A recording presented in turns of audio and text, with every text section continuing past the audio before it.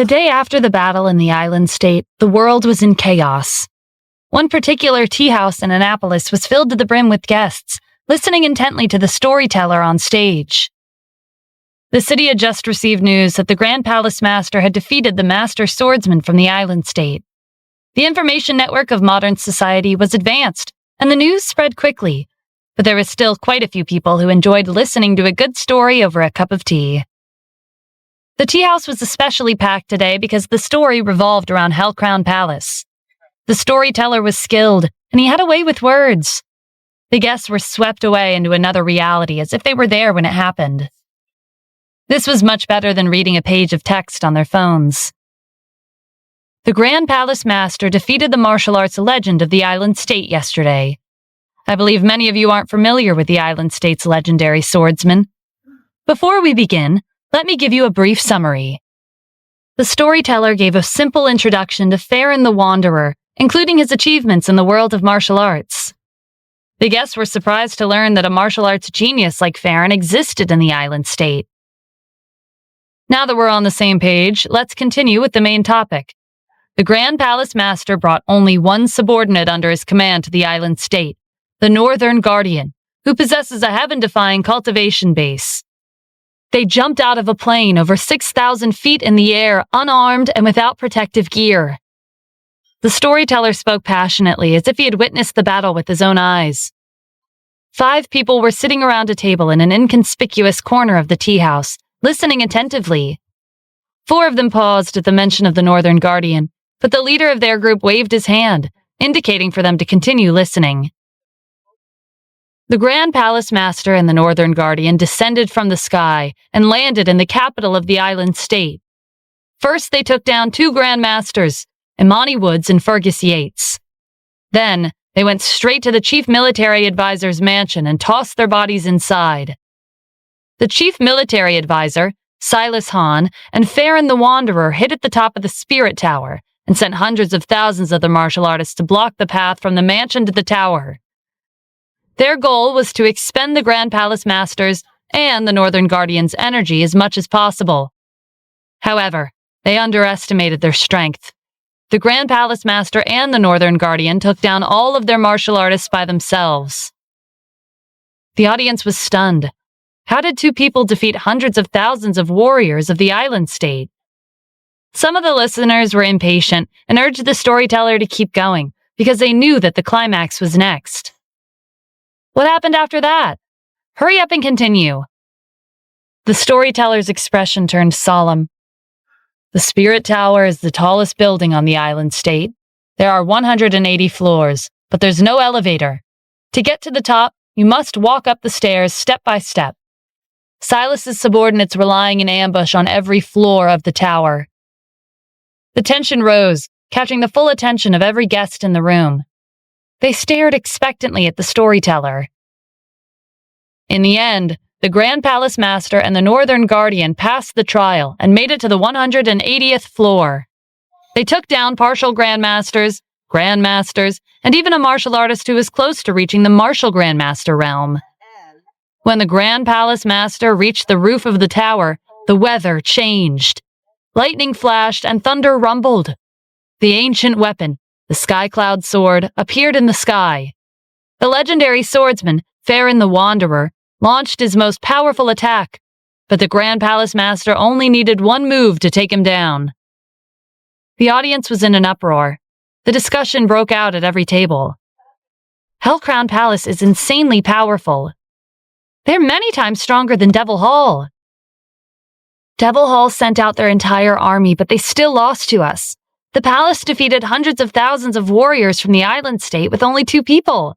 They even took down the legendary swordsman. There are rumors that Hellcrown Palace has been listed as the most dangerous organization in the world.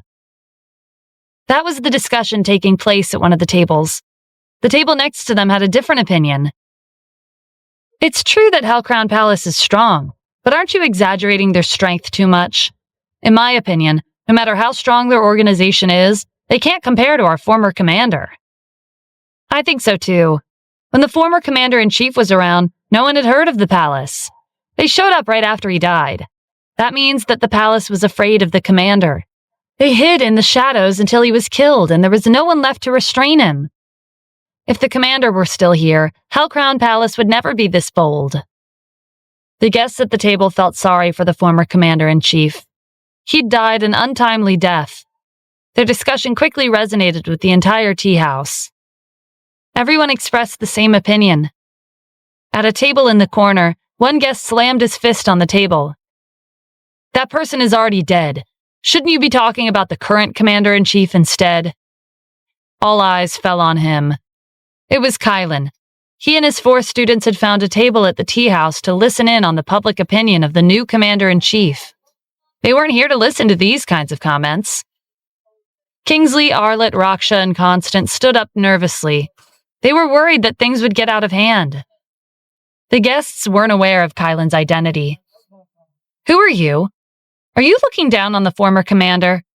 If you think the current commander is so great, then give us an example. What has he done that can be compared to the former commander?" Kylan's students broke out in a cold sweat. With his temper, they wouldn't be surprised if a fight broke out. It would be a huge blow to his reputation. Fortunately, Kylan didn't argue with them. He stormed out of the tea house without a word. His students rushed after him. "Why is this happening? I'm the commander-in-chief now, but the public doesn't care. They're reminiscing about Stephen's past achievements. Why? Why are they so fixated on the loser rather than the victor? I don't understand." Kylan's 4 students exchanged worried glances. They regretted asking him to come to the tea house. It wasn't just Kylan who didn't understand. His students didn't understand either. In their minds, the strong were eternal, while the losers were forgotten. This concept had been drilled into them for years. "No, I can't accept this," Kylan spat. "I have to turn this situation around. If I want the public to acknowledge me, the easiest way is to challenge Hellcrown Palace. They shot to fame from their battle yesterday. If I take them down, no one will ever compare Stephen with me." "Mr. Gale, did you forget? The Leviathan unit has warned you that the Supreme Leader is against you starting a conflict with the palace," Raksha reminded him. Kylan turned to look at her. His murderous gaze made her confidence falter. Kingsley and Arlett quickly covered her mouth with their hands. "We can't act rashly," Raksha had wanted to say, but she swallowed her words. Kingsley and Arlett had been with Kylan for a long time. They understood his personality better than anyone. Kylan's desire to prove himself was his desperation to secure his place in the world. Only the strong deserved to live. The weak were meaningless. He thought he'd gotten what he'd wanted, but this wasn't it. He couldn't live in the shadow of a dead person forever. But without the Supreme Leader's permission, Kylan couldn't challenge Hellcrown Palace.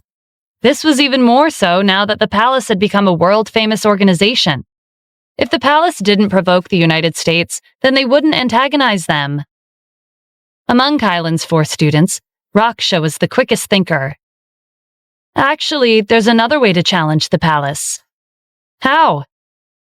"As the commander-in-chief, you can't. But if you lowered your status and then challenged them, the Leviathan unit would have nothing to say." Kylan's face lit up. "You're right. I'm the commander, but I'm also a martial artist. If a martial artist challenges another martial artist, their respective countries won't be involved. All I need to do is take down the palace and prove myself." Kingsley, Arlett, and Constant gave Raksha a thumbs up. "You're a genius." "Kingsley, from now on, you'll be in charge of the military affairs in the commander-in-chief's office. Arlett, Raksha, and Constant, you 3 will assist him," Kylan instructed. "As for me, I'm going to train in seclusion. Before Mr. Chevalier left, he gave me a manual for a martial arts technique." Despite encountering a few setbacks, Kylan had been mostly invincible since he had made his debut in the outside world. But Hellcrown Palace had ventured deep into the island state's capital and wiped the floor with hundreds of thousands of their martial artists, including the master swordsman. He couldn't underestimate the palace. As things stood, he wasn't 100% confident that he could defeat them. He had to get stronger and secure his victory. At the palace's base in the desert, Stephen was preparing to return to the United States with the ashes of his deceased escorts. If it weren't for them, he wouldn't be here today. They could only rest in peace if they returned to their homeland. He'd also bury the innocent residents of their first village they passed. Before leaving, Stephen gave Kim a call, informing her that he would be coming back. Kim couldn't wait to see him. "Me, Mom, and Valeria will be waiting for you at home." Kim and Victoria hadn't received any good news in a while. After the last assassination attempt, no one else had come after them. Their lives had calmed down, but they still had to pretend that they were grieving over Stephen's death. They were worried that he would be in trouble if they didn't keep up their act. The four great generals had held a grand funeral for Stephen. Everyone in the country was aware of his death. There were still people who came knocking on their doors to confirm if Stephen was really dead. In particular, the Cassidy family in Los Angeles and the Haynes family in Santa Ana. They were worried because not too long ago, Kim's backer, the head of the Cassidy family in Annapolis, Urim, had announced that he would cut off ties with her. During Stephen's absence, Kim had single-handedly established a business empire. Countless people were eyeing her assets. Among them were numerous influential figures that they couldn't afford to offend. Now that Stephen was dead, the Cassidy and Haynes families had been searching for a suitable husband for Kim. She needed an influential family behind her for her business to be preserved. Kim was forced to play along to some extent in order to prevent suspicions from arising. She hoped Stephen would come back soon. After his call with Kim, Stephen neatly packed the urns into boxes and loaded them into the 5 RV vehicles. At the western border, a scout hurried to report to his superior. "There's a convoy outside the gates requesting to enter the country." "Who are they?" the general asked. "I don't know, but the direction they came from, I believe it's from that town." The scout pointed at the horizon across the border. The general had once been under Stephen's command. When Stephen was kicked out of the country, he crossed the border and was heading in the same direction that the scout was pointing in. Could Stephen be alive? No, that was impossible. The 4 great generals held a funeral for him. His death had been confirmed. The scout took out a letter and handed it to the general. "The convoy gave me this letter." The general looked it over. The letter was addressed to him. The convoy was carrying the ashes of the commander-in-chief's escorts. They had died heroically during the journey. Towards the end of the letter, the sender took the general's friendship with the commander into consideration and made a request to bring him back to the country so that they could rest in peace in their homeland. The general put down the letter and instructed his troops to follow him to the gates. When the gates opened, he took the lead and saluted the convoy. His soldiers followed suit. As the vehicles drove past, the general caught a glimpse of a familiar face. It was only for a moment, so he wasn't sure. He hoped his eyes weren't playing tricks on him. The general didn't step forward to confirm. If it really was him, then there was a reason he wasn't revealing his identity.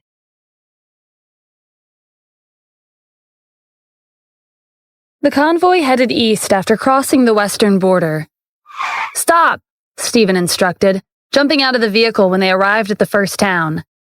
The soil crunched beneath his boots as he took in the fresh air. "I finally brought them back home. I need to think about where to store their ashes." Sending them back to their hometowns wasn't realistic. Many of them were from nameless families. Stephen didn't even know their names. Not to mention, Eventide was a foreigner. Setting up a memorial tablet at the columbarium was the best option. "Mr. Adams, the second we crossed the border, someone placed a ban on all burial and storage sites for your deceased escorts," Aston reported. "What? It hasn't been that long since we got here. Only someone from Annapolis would have the influence to implement a ban of this scale. News sure does travel fast in the big city." Aston could feel the biting chill emanating from Stephen. The upper class of Annapolis is claiming that they deserve to die for risking their lives to protect a traitor who colluded with Devil Hall. They think they're not worthy of a columbarium or a mausoleum, let alone being buried in the wilderness. The air turned frigid. It was a bone-chilling cold that one could only experience in winter. Aston cast a wary glance at Stephen. He was beyond furious. His escorts had sacrificed their lives for him. Being banned from the burial sites was a great insult to them. "Aston, If I remember correctly, the nearest columbarium is where many of our country's veterans' ashes are stored, right? Yes, Aston replied. Okay, let's head to the airport. That columbarium will be our destination. I want to store their ashes there. I don't have a right to determine their final resting place, but finding a proper burial site is the only thing I can do for them. Understood. Aston instructed his subordinates to head to the nearest airport. It was a bumpy and silent journey. Stephen spent the ride staring out the window. Their leader was quiet, so no one said a word. They stopped a short distance away from the airport. From there, everyone got out of their car and walked the rest of the way. Noor pulled Aston to the side and said in a low voice, "Who in Annapolis gave that order?" Stephen hadn't asked Aston for the details, but Noor was curious. Even the Supreme Leader wouldn't implement a ban like that. It was Terrence Adams. Noor ran a hand through his hair in exasperation. It's them again? Aston heaved a sigh. Yeah, they're like an insect that can't be killed. Mr. Adams didn't exterminate them because of their blood ties, but who would have thought they would keep stirring up all this trouble? I didn't tell him, because I was worried he would lose control and confront them again. This is a sensitive time. He can't reveal his identity right now. Noor nodded approvingly. Good thinking. Noor, Aston, where are you two hiding? Stephen called out. They were so caught up in the whispering that they hadn't realized they'd fallen behind the group. The rest had already reached the entrance to the airport. They were in a small town by the western border, so the airport wasn't that big. There weren't that many passengers. Noor and Aston hurried over to Stephen.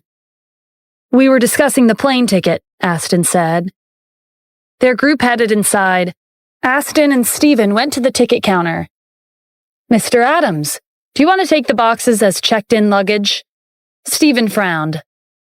They're not goods. I can't treat them like objects. Find out how many seats are on this flight. Aston turned back to the ticket agent and made his inquiry. There are 200 seats in first class and 500 seats in economy class.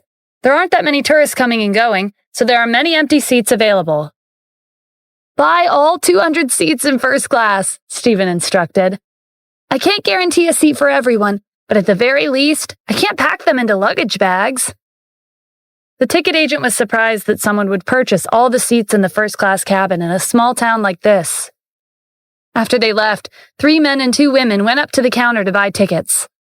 The man in the lead held out a black card. He was rich and overbearing. I want 5 tickets to Glendale, Arizona. All first-class tickets. I'm sorry, sir, the ticket agent said apologetically. The first-class tickets have been sold out. Sold out? There are usually not that many passengers flying out of this town. Aren't there 200 seats in the first-class cabin?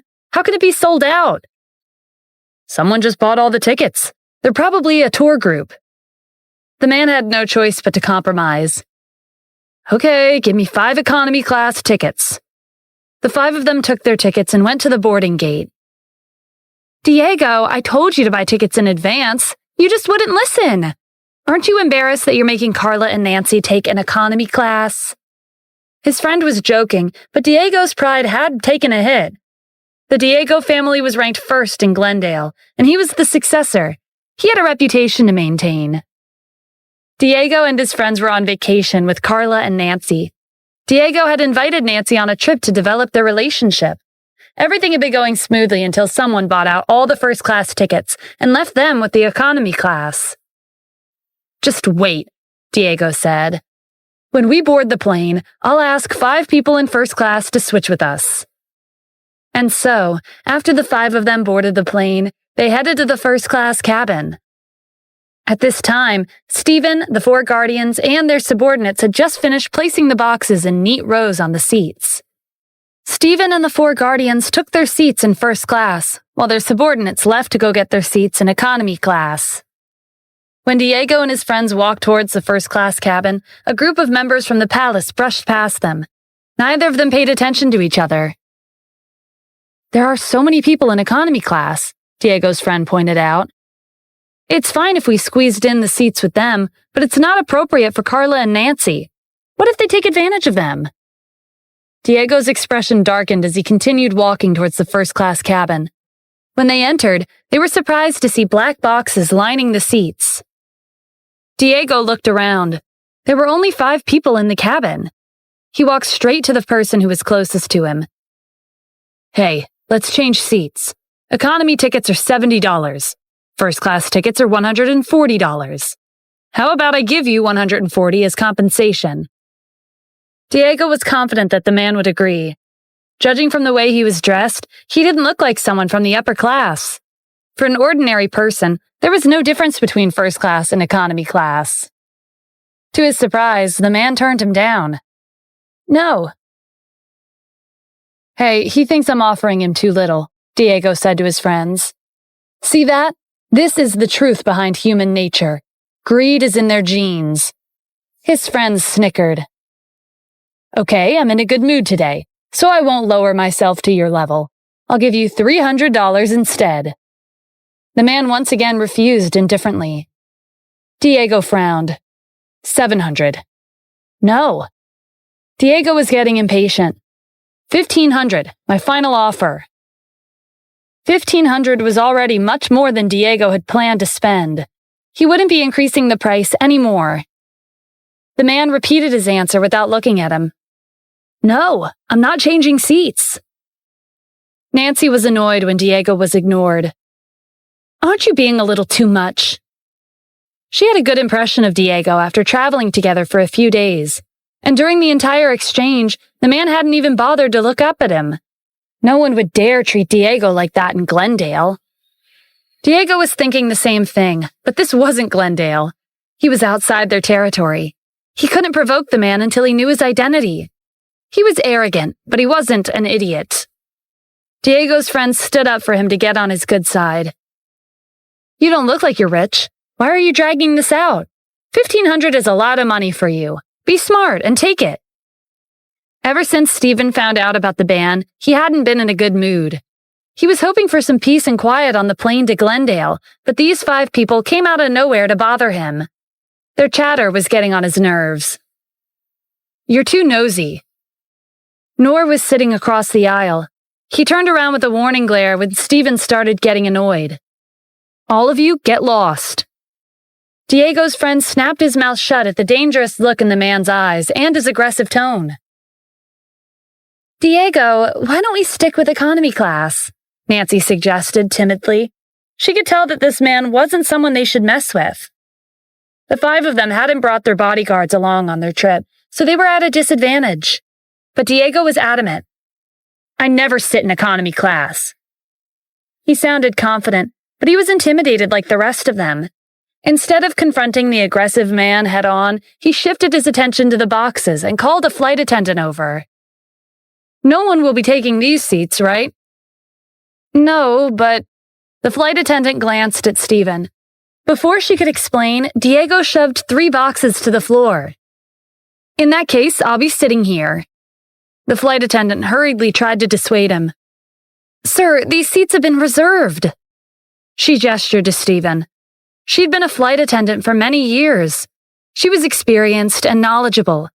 Stephen wasn't dressed head to toe in designer clothes, but he was able to cover the costs of the entire first-class cabin. He couldn't be an ordinary person. Hearing the commotion behind them, Stephen and the 4 guardians turned to look at Diego. They did not look happy. Especially Noor. His eyes were blazing with outrage. He stood up and was about to head over to teach Diego a lesson when Stephen held him back. "Calm down, Noor. Let's give him a chance to redeem himself." Stephen fixed Diego with a cold look. "If you pick up the boxes and place them back on the seats, I'll let it go." "Did you really book the first-class cabin for these boxes? What are you hiding in them?" Diego kicked one of the boxes on the floor. Noor lost it and walked up to Diego, brushing past his other friends. A chilly breeze swept by as he passed. Noor lifted Diego by the collar and threw him onto the floor. Diego felt like the bones in his behind were about to break. "Stop! What are you doing?" Nancy shouted frantically. Diego was the successor of the Akins family. There would be consequences if he was beaten up. The flight attendant also stepped in. If you have something to say, please use your words, not your fists. If a fight broke out on the plane, the passenger's safety would be compromised. Noor wasn't ready to let it go. Just as he was about to grab Diego for round 2, Stephen spoke up. Let him go. Yes, Mr. Adams. Noor stepped back. Stephen looked Diego in the eye. The only reason I'm tolerating you is because you're young and ignorant. I'll give you one more chance. Pick up the boxes and return them to the seats. Apologize, and then I'll consider this matter settled. Aren't you being unreasonable? Nancy said. You let your friend assault my friend. Don't you think you owe us an apology?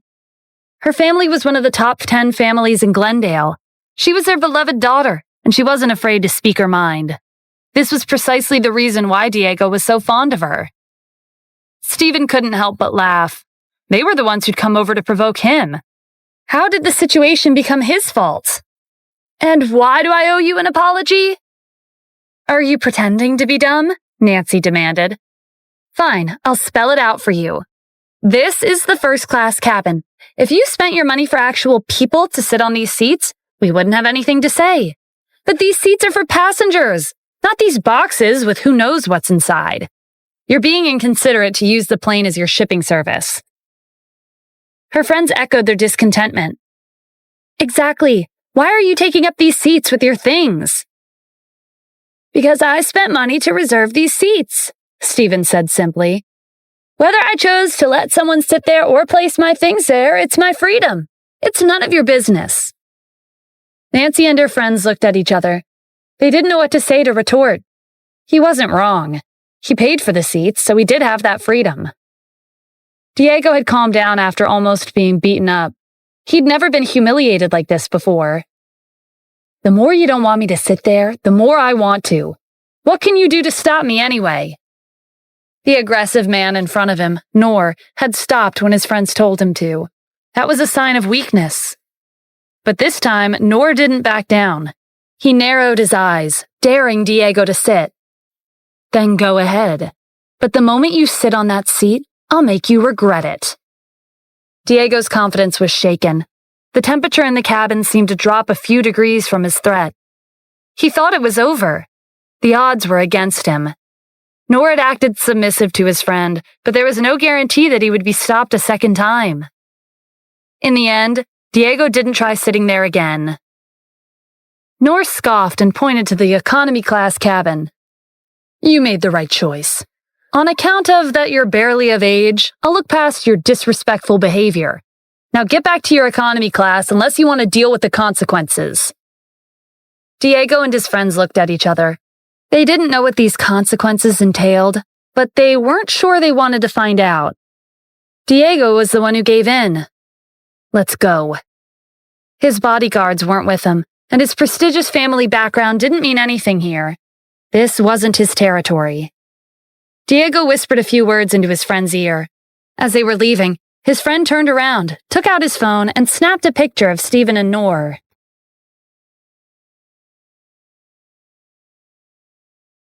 Noor was not pleased to have his and Stephen's pictures taken without their consent. What are you playing at? If looks could kill, Diego's friend would have been dead 10 times over. His hand shook from the intensity of Noor's gaze, and he almost dropped his phone. Diego, who had already retreated to the door, started clamoring. Why are you getting worked up? We can settle this after the plane lands. I'll have my people come over. This flight's destination was Glendale. That was Diego's territory. He would teach these people a lesson when they arrive. It hadn't been easy for him to invite Nancy and Carla on a trip with him. Their vacation had been pleasant and smooth sailing until they ran into these crazy people on the plane. He couldn't let them go, and they made him lose face. As the successor to the #1 family in Glendale, he could call as many people as he wanted. So, it's an ambush? Stephen asked, laughing incredulously. Diego misinterpreted his reaction as fear. What's the matter? Scared? Go ahead, do your worst. We'll wait. Stephen had agreed casually, but Noor knew that he was reaching the end of his patience. Okay, just wait. We'll see if you can act as arrogant as you are now after getting off the plane. Let's go. Diego and his friends returned to economy class. As soon as they sat down, Diego's friends sent him the pictures he took. We should investigate their background. Unlike many rich, spoiled successors his age, Diego wasn't brainless. People with their level of confidence typically had an influential background. He'd be getting himself into unnecessary trouble if he offended the wrong person. It would be best to investigate before making a move. Diego's butler replied a few minutes later with the information. Nor and his friend had no background. That was everything that Diego needed to confirm. He sent another message, asking his butler to bring as many subordinates as he could to the airport and surround the two people in the photo. Nancy voiced her doubts. I agree with getting back at them, but they had enough money to buy out the first-class cabin. I don't think it's that simple. Are you worried they're criminals? It'll be fine. If worse comes to worst, I'll call my grandfather and ask him to bring our people over. If they really are criminals, they'll be locked up in prison. Nancy and the others were reassured knowing that Diego's grandfather would be stepping in if necessary. His grandfather was the head of Glendale. There were rumors that he supported the top 10 families and lent them their assistance when they needed it. He and Diego had no blood relations, but they did have a close relationship. Diego considered him his grandfather. The Aikens family had risen to the top largely because of Diego's grandfather as their backer. The plane took off just as Diego finished relaying his instructions to the butler. 1.5 hours later, the plane landed in Glendale. Have you made preparations? Stephen asked, getting up from his seat. Yes, I've arranged for our people to bring the ashes to the columbarium after we leave the airport, Aston replied. Good work. When Stephen, the 4 guardians, and their subordinates got off the plane, they were surrounded by Diego and his friends. Trying to run? Diego called out. Not on my watch. He was more confident compared to before because his butler had notified him that their people were right outside the airport. Even Noor wouldn't be able to intimidate him now. Glendale was his territory. Stephen was annoyed at the holdup. Noor noticed the frown on his face and stepped forward. Move aside. Diego did the opposite. We're not afraid of you. You had the advantage in numbers before, but not anymore. His butler entered the airport with their people. There were several hundred of them. On Stephen's side, other than the 4 guardians, there were only 100 subordinates from the palace.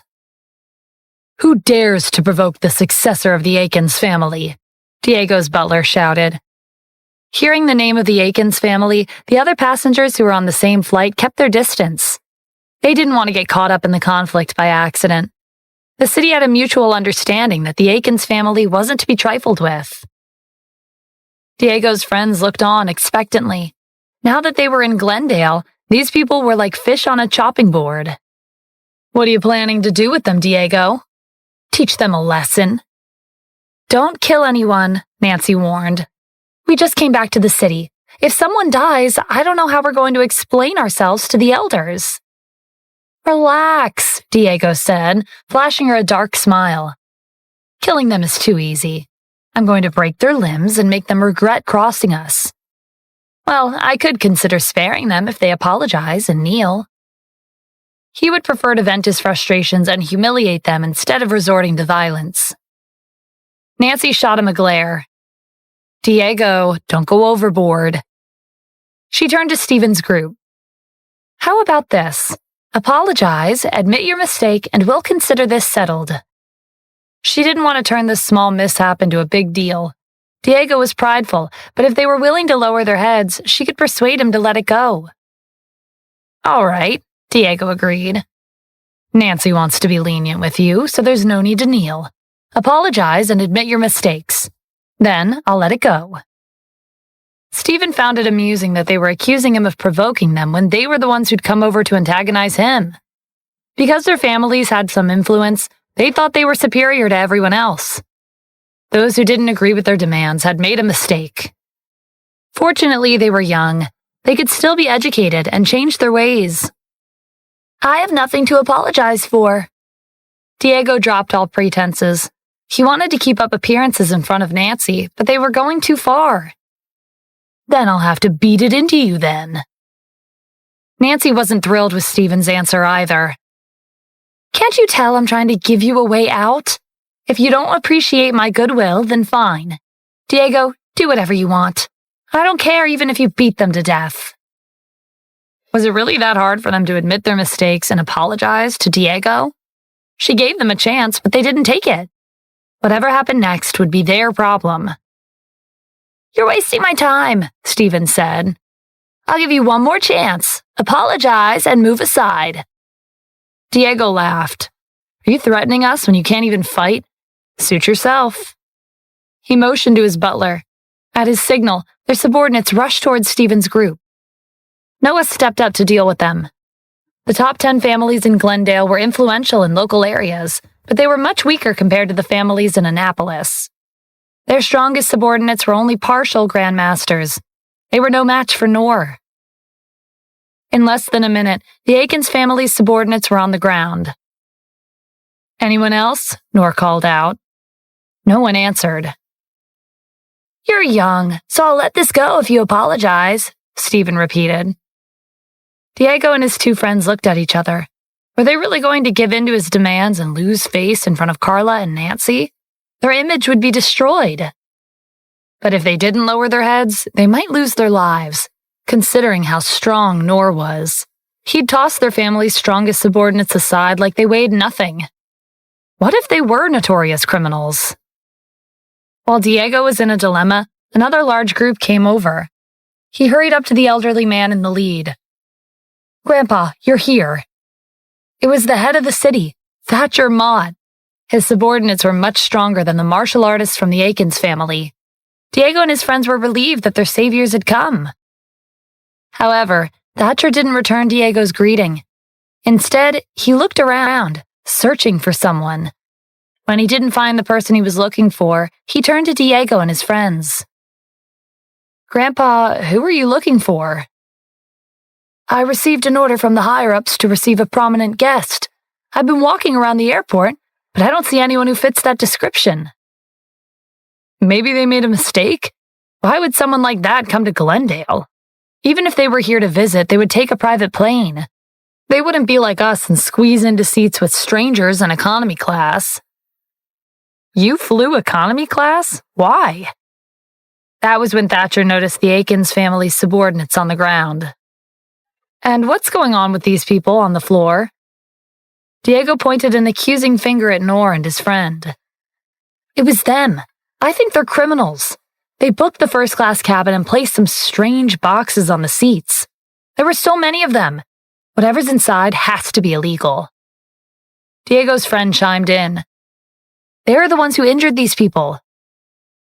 Thatcher waved his hand, and his subordinates surrounded Stephen's group. "Restrain these criminals and take them away." Just then, a uniformed series of footsteps sounded on the other side of the airport. Thatcher looked over. The sunlight filtered into the airport through the glass windows, obscuring his view. He blinked, and when he opened his eyes, a group of masked people dressed in black uniforms appeared before him. A curved blade was strapped to their waist, and a bow and arrow were on their backs. Their auras were intimidating.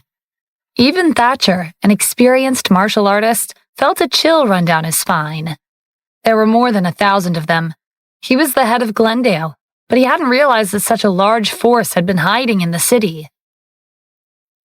"Welcome to Glendale, Grand Palace Master," the leader of the masked group said. The rest of the new arrivals repeated his words. Thatcher had a sinking feeling when he heard the title Grand Palace Master.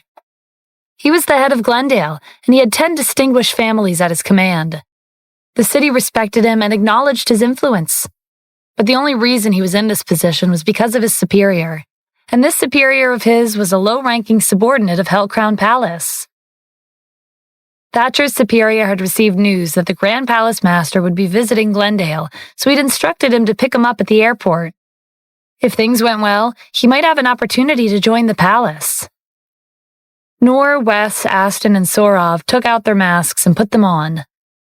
The group in black shouted another greeting, addressing them as the Northern, Western, Eastern, and Southern Guardians. Thatcher's knees went weak. It wasn't just the Grand Palace Master. 4 of the 5 Guardians were here. To make matters worse, he told his subordinates to surround them. He came here for an opportunity to meet the Grand Palace Master, but he'd made a fool of himself. Thatcher urged his subordinates to step aside. He dropped to one knee. "Welcome to Glendale, Grand Palace Master and 4 guardians. I'm Thatcher Mott, the head of the city." Diego and his friends were dumbfounded. It wasn't that long ago when the Grand Palace Master and the Northern Guardian ran wild in the island state. They killed Amani Woods and Fergus Yates, who were both Grand Masters. Then, they defeated hundreds of thousands of the country's martial artists. Next, they went up to the Spirit Tower and killed the Master Swordsman, Farron the Wanderer, as well as the Chief Military Advisor Silas Hahn. The battle had shocked the world. There was no one who hadn't heard about it. They hadn't expected to be on the same flight as the Grand Palace Master and the Northern Guardian. They'd even provoked them multiple times. No one could protect them now, especially not when Thatcher was so intimidated by the palace's presence. Diego instantly regretted his life choices. He was the worst of the bunch. He demanded the Grand Palace Master and the Northern Guardian to apologize and kneel to him. His friends weren't faring much better. Nancy was utterly ashamed. She thought she was giving them a way out, but they had done more harm than good. They were the palace. They didn't need a way out. They had the situation under control from the very beginning. Nor walked up to Diego. "Do you still want us to kneel and apologize?" he asked coldly. Diego shook his head like a rattledrum. He imitated Thatcher and dropped to one knee. No, we're the ones who should kneel and apologize. I was in the wrong. I'm very sorry." His 2 friends did the same. When Nora's gaze swept over Nancy and Carla, they followed suit. The top 10 families in Glendale were nothing in the face of Hellcrown Palace. "Let's go," Stephen said without sparing them a glance. He didn't have time for them. Nora took the lead. The mass group parted, opening up a path for them. It wasn't until the palace was far away that Thatcher staggered to his feet. He wiped the sweat from his forehead. His original plan was to greet the Grand Palace Master and serve as his guide to the columbarium to leave a good impression on him. With Diego and his friends messing around, his plans were ruined. Even if Thatcher was the head of Glendale, he would never have had an opportunity to meet the Grand Palace Master again. The more he thought about it, the angrier he became. He called Diego and his friends' families over and gave them all a good scolding. News of Hellcrown Palace's appearance in Glendale spread across the country. The city became the topic of every discussion. The Grand Palace Master and 4 of the 5 guardians were there in person. Tension rose across the country, especially in the cities near Glendale. They were on high alert. The palace had recently massacred the higher-ups of the island state, and now they'd appeared in the United States. Their motives were unclear, but they were capable of anything. The U.S. did not want to follow in the footsteps of the island state. The news spread to Kylan and his students. "I've been waiting for an opportunity to challenge them. Saves me the trouble of tracking them down. Since they're here in the country, they'll have to accept my challenge." Stephen was unaware of the chain reaction that his appearance in Glendale had caused. He and 4 guardians had just arrived at the columbarium. If it weren't for the countrywide ban, he would have chosen the National Monument in Annapolis, dedicated to veterans who'd sacrificed their lives for the country. Many veterans had been laid to rest in Glendale's columbarium, so it was the next best option. The owner of the columbarium shook his head when he read the names written on the urns. "These people are traitors. I don't know who you are and how you got your hands on these ashes, but we can't accept them." Although the 4 great generals had held a grand funeral for Stephen and Kylan had cleared his name, the publicity had been limited. Aside from some of the higher-ranking officials of the country and a few of the upper-class families, no one knew about it. The only fact that could be confirmed was that both the previous commander and Stephen were dead. There were many who didn't know that they were one and the same. It was obvious that someone had limited the publicity on purpose. A majority of the ordinary citizens still believed the commander was a traitor. As for his escorts, they were also traitors and his accomplices. "Who told you they're traitors?" Stephen demanded. "Aren't they?" the owner said. It was fortunate that the Commander Gale took over the position of Commander-in-Chief. If it weren't for him, our country would have still had a traitor in our midst. The only reason the former commander received his position was because he conspired with our enemy. His crimes were exposed after losing to Commander Gale in a duel. Commander Gale was compassionate and spared him. He chose to expel him from the country instead. The owner gestured to the urns. And these people chose to escort that traitor. Stephen's expression darkened. It hadn't been that long since he left the country. The situation had escalated without him knowing. His escorts had been dragged into false accusations against him. Someone was behind this. They were targeting ordinary citizens to add fuel to the fire. The people at the bottom were the easiest to fool. Aston, what's going on with the Addams family's branch in Asheville? It's not looking good. After Mateo left, the main branch of the Addams family announced that they'd be expelling the branch in Asheville. They don't recognize them as members of the Addams family anymore. They've also seized some of their properties. They expelled Mateo's family just because he helped me? Yes. You should know better than anyone how narrow-minded the branch is. I'm guessing this means they're the ones behind the negative public opinion circulating the country. Stephen had already found out, so Aston didn't see a point in continuing to hide it. That's right. When the main branch heard that your escorts' ashes were being transported back into the country, they ordered all burial sites to reject them. The owner was getting impatient.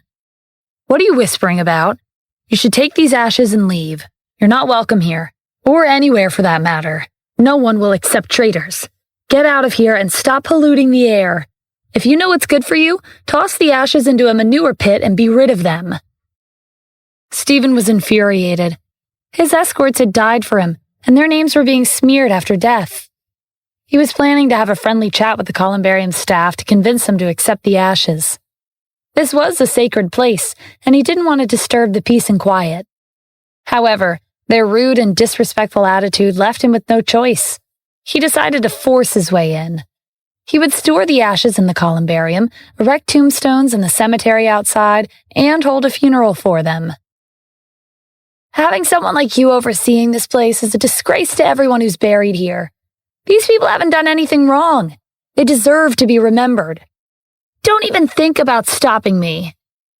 The owner shrank back with the venom in Stephen's threat. Do you know where we are? If you mess around, the authorities won't let you off the hook.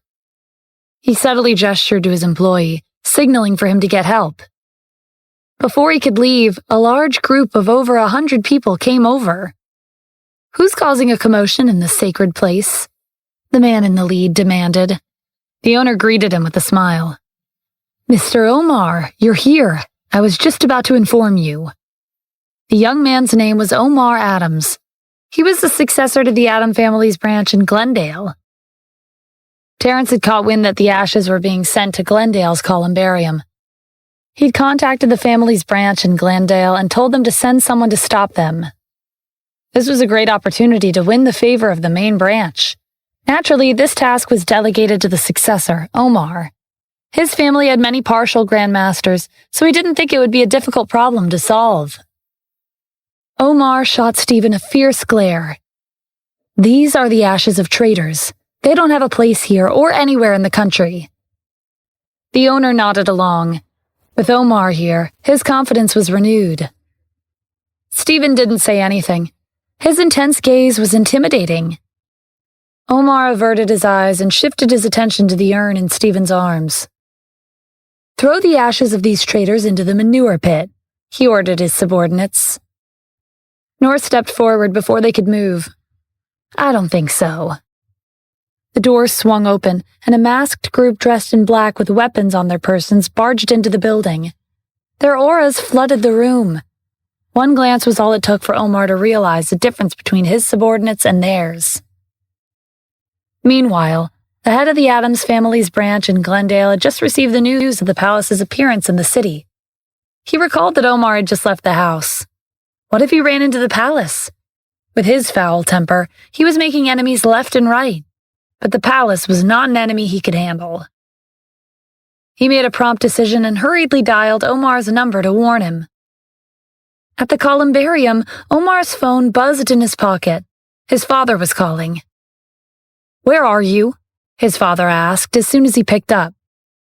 "Wait, don't answer that. Listen to me. I heard Hellcrown Palace is in the city. You should be more careful when you go out. Keep your temper in check and watch yourself. If you run into them, look the other way. They have distinct characteristics. They're dressed in black uniforms, and they're wearing masks that cover half of their faces." Omar glanced at the large group that had just rushed into the room. His mind went blank, and the phone slipped out of his grasp. His father's description of the palace matched the group in front of him. They were members of Hellcrown Palace, the organization that shook the world right after they appeared. They caused a bloody storm in the underworld overseas, and they killed multiple world-famous big shots in quick succession. The island state was overturned with only 2 of its members. The palace was a nightmare. Stories and rumors about their hellish organization flooded the streets and alleys. Most of the world was aware of their fearsome reputation, and their next target was in Glendale. The Addams family's branch in the city was shaking in their boots. So far, the palace's targets had been members of the upper class. What if they came to Glendale for them? The leader of the masked group instructed the rest of them to draw their weapons and declared that they would be escorting the Grand Palace Master inside the columbarium. Noor was the first to make a move. His figure flashed. Omar's subordinates, including the partial Grand Masters, didn't have time to react before they were knocked out. Omar was the only one left standing. Noor didn't care about him. He shoved him to the side to clear a path and extended his hand, gesturing for Stephen to enter. The owner of the columbarium was frozen in place. He snapped out of it when Stephen brushed past him. His voice was shaky and came out as a squeak as he greeted the Grand Palace Master. Stephen glanced up at him. "Do you know why I let you be?" The owner shook his head in fear. "You're so slow. How did you become the person in charge? I have 1,000 urns, and I want a tombstone for every person. Do you understand what I mean now?" The owner nodded vigorously. Although he was incompetent, his efficiency was decent. It took him a little more than an hour to store the urns in the columbarium and erect 1,000 tombstones. They were located in the most conspicuous area in the cemetery. "Next, I'll have to engrave the names on the tombstones," the owner said hesitantly. "It's a meticulous task, so it might take a while. Please wait for me in the reception room." He was worried that the Grand Palace Master would kill him if he got tired of waiting. "I'll take care of that," Stephen said. The owner was in disbelief. There were 1,000 tombstones. How long would it take for one person to engrave the names? Even if he was the Grand Palace Master, it would still be an arduous task. Stephen noticed the doubt on his face. "What's the matter? Don't think I can handle it?" The owner quickly shook his head. He wouldn't dare question the Grand Palace Master. "It'll take me less than 10 minutes. The owner didn't respond, but his expression gave his thoughts away. Stephen ignored him. He walked straight to the first tombstone and used his finger to inscribe the name Mateo Adams. He included a short message, stating his status as a hero of the United States. By the time the owner had processed what was happening, Stephen had already moved on to the second tombstone. In less than 10 minutes, 999 tombstones had been inscribed. Stephen hesitated in front of the last tombstone. He didn't know what to engrave for Eventide, and he was wondering whether he should send his ashes back to his homeland. Aston voiced his opinion. It might be better to leave his ashes here. From the moment he chose to follow you, the United States became his home. That makes him a citizen of our country. You're right. If it weren't for Eventide, I wouldn't have made it out of the desert alive to meet you and the other Guardians. He's a hero of the United States, just like the rest of them. Stephen turned back to the tombstone and engraved his final message. After that, he held a funeral for his deceased escorts. He sprinkled wine and toast at every tombstone. Rest in peace. The 4 Guardians did the same. Mr. Adams, where will you be going next? Aston asked. Do you want to head to the palace's headquarters? No, my family's been having a hard time since I lost my position as the commander-in-chief. People are coming to them to look for trouble. I won't let anyone who harmed them get away with it. Terrence was furious when he found out that Stephen's escorts had been laid to rest in Glendale's columbarium. What the hell was their branch in Glendale doing? He'd just spoken to the head on the phone, but he'd refused to explain. Terrence tossed his phone on the table. I think it's time to change the head of the branch in Glendale. Mr. Terrence, please calm down, the butler said. Their reaction is strange. This could be related to the palace. There are rumors that the Grand Palace Master was spotted in Glendale. The upper class is scared of him. Terrence took a deep breath to compose himself. That is a possibility. Having the palace in the country isn't a good thing. Their previous targets have been influential figures overseas. The Addams family had suffered a great loss after their confrontation with Stephen, but their foundation had not been shaken. They were ranked first in the country. If the palace was here to get rid of the upper class, the Addams family would be their first target. Terrence was lost in thought when a presence crept up behind him, followed by laughter. It was Laurel. Her hair was disheveled, and her clothes were untidy.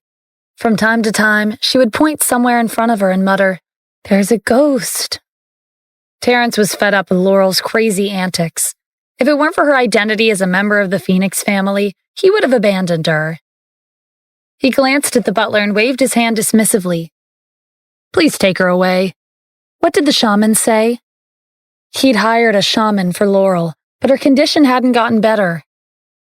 He said that Miss Laurel isn't possessed, the butler replied. He believes she's experienced a great shock that resulted in her current condition. I understand. Take her to her room. Terrence thought back to the day when Laurel came home in a frantic mess. Just what could have shocked her into this condition? The butler returned after bringing Laurel upstairs. There's one more thing. Something seems to have happened to the Chevalier family. One of their members died when they went outside. The Chevalier family was a reclusive clan.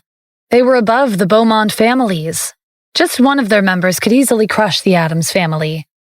Terrence couldn't think of anyone who could kill off one of their members. He felt a headache coming on. I haven't heard of anyone from the Chevalier family setting foot outside. Lately, strange events have been unfolding one right after another. First, Laurel had gone crazy for no apparent reason. No one could cure her. Second, Hellcrown Palace appeared in Glendale. Third, the Addams family's branch in Glendale allowed the ashes of Stephen's escorts into the columbarium. And fourth, a member of the Chevalier family had died in the outside world. They were seemingly unrelated, but with the coincidental timing, Terrence had a feeling that something big was about to happen in the United States.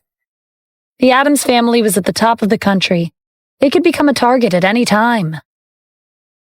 Continue the investigation, he told the butler. Keep your eyes peeled. Report to me if anything unusual happens. The atmosphere in Kylan's mansion was in stark contrast to the tension in the Addams family. We've confirmed that the palace is in Glendale, Kingsley reported. Okay, I've been waiting for this moment. Write a letter informing the palace of my challenge and send it to them. Kylan had been focusing on his training. He'd almost completed the technique that Jameson had left him. His confidence had reached its peak. He believed that he had what it took to take down the palace. Kylan's students wrote the letter, but they didn't know how to contact the palace. They knew they were in Glendale, but their exact location was unknown. Therefore, they posted the letter on the internet and it spread to the media. Soon, the entire country knew about Kylan's challenge. Even the countries overseas had heard about it. Naturally, Hellcrown Palace received the news as well. Mr. Addams, Kylan has issued a letter of challenge, Aston reported. Should we? This wasn't the right time for Stephen to reveal his identity. The best option was to reject the challenge. But before he could get the words out, Stephen interrupted him. We're Hellcrown Palace. We don't reject challenges. Besides, I know what Kylan's like. If we turn him down, he'll keep pestering us until we agree. Aston nodded in understanding. I see. Because of Kylan's insistence on having a duel, you lost your position and were forced to leave the country and almost died in the desert. If you defeat Kylan, you can restore your reputation. Stephen laughed. "No, I don't think you understand." He grinned and held out his hand, gesturing to Noor. "Noor will take on Kylan's challenge." "What? You want me to fight him?" Kylan was the current commander-in-chief, and his martial arts weren't weak by any means. But Noor didn't think too much of him. He could easily take on the Chevalier family if he wanted to. Kylan would hardly be a challenge. But since Stephen had called him out, Noor could only agree. "Okay, Mr. Adams." Stephen had asked and sent a reply to Kylan, informing him that the palace would accept his challenge. Kylan was thrilled when he received the reply. He immediately chose the location where the match would take place, Washington, D.C. Stephen had been planning on returning to the district. He thought he'd have to take a detour, but it seemed that wouldn't be necessary. And so, Stephen and the four guardians headed to Washington, D.C. Once again, the news shook the world. Kylan had challenged Hellcrown Palace with his name, not his title. That alone attracted a lot of attention. Not to mention, his opponent was the fearsome Palace. Visitors from around the country flew to Washington, D.C. ahead of time to make sure they didn't miss the match. The battle between Kylan and the Palace was worthy of being called the face-off of the century. Hellcrown Palace had made a name for itself overseas. If Kylan lost, that would prove that the Palace was invincible. This match was just as important to Kylan. There were still many people who doubted his capabilities. If he defeated the Palace, he would prove to the country and the world overseas that he deserved the position of commander-in-chief. The people rooted for Kylan, even though he didn't use his title to challenge the Palace. Despite everything, he was a citizen of the United States. Although it wasn't official, his challenge represented the country. However, they weren't confident that Kylan would win. The sentiment was echoed overseas. No one thought he could take down the Palace. Various international casinos implemented a new bet between Kylan Gale and Hellcrown Palace, who would emerge victorious. Reporters who worked at famous newspaper agencies in Warhawk were sitting in front of their computers. Their fingers flew across the keyboard. Soon, a batch of soon-to-be trending articles was completed. The menacing Hellcrown Palace defeats the new Commander-in-Chief of the United States, Kylan Gale. The United States is no longer forbidden territory for foreign mercenaries and assassins. The new Commander-in-Chief has suffered a crushing defeat by Hellcrown Palace. The chief editor praised his reporters when he read the headlines aloud. "Good work, everyone. The second Kylan loses, we'll publish these articles and ruin the United States' reputation." The reporters had been working overtime to get these articles out before the match. Their sleepless nights would be worth it if Kylan lost. The same scene was happening across various media outlets overseas. When the previous commander-in-chief was alive, many countries overseas had to tread carefully, in fear of provoking his wrath. The United States was now in a predicament. Kylan had issued a challenge using his name and not his title, but his identity was still there. His loss would be detrimental to the U.S. As for Kylan, he hadn't thought this far. Instead of keeping a low profile during his trip from Annapolis to Washington, D.C., he wanted everyone to know about his challenge. His overconfidence was exactly the reason why he was less qualified than Stephen in regard to who deserved the position of commander. In Kylan's mind, the match was a done deal. The victor had already been decided from the moment he issued the challenge. At this time, Stephen, the four guardians, and their subordinates had also arrived in the district. Stephen was wearing a bamboo hat with a black veil that covered his face. The four guardians and their subordinates donned their signature uniforms and masks. They looked imposing from up close and from afar. The possibility that the previous commander-in-chief was associated with the palace didn't cross anyone's mind. He'd perished in the desert across the western border.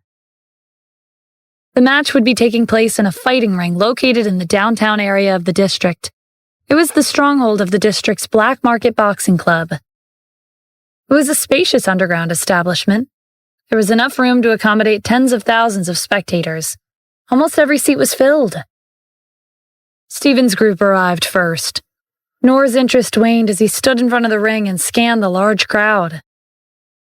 "Mr. Adams, Don't you think sending me out is a bit of an overkill? Any random member of the palace can defeat someone like Kylan. Stephen patted Nora's shoulder. Stop talking nonsense. You've agreed to the opponent's challenge, so now you have to own up to it. You can't act like you don't care. All right, there's one more thing I need to tell you. He motioned for him to come closer.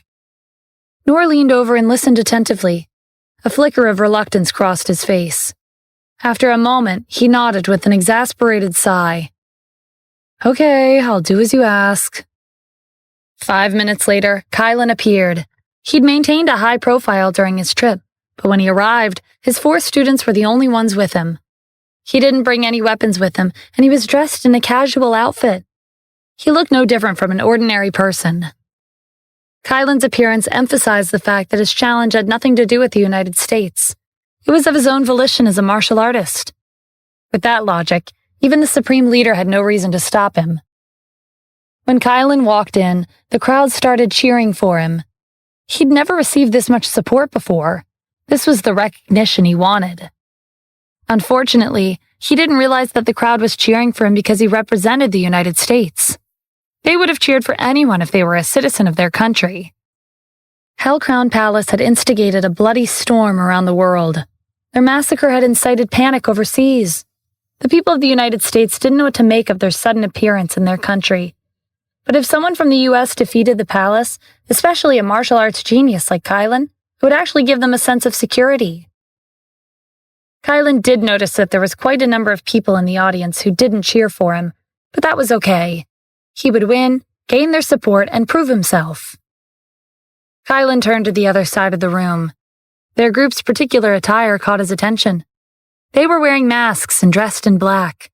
That was the signature uniform of the palace. Which one of you is the Grand Palace Master? Noor came forward.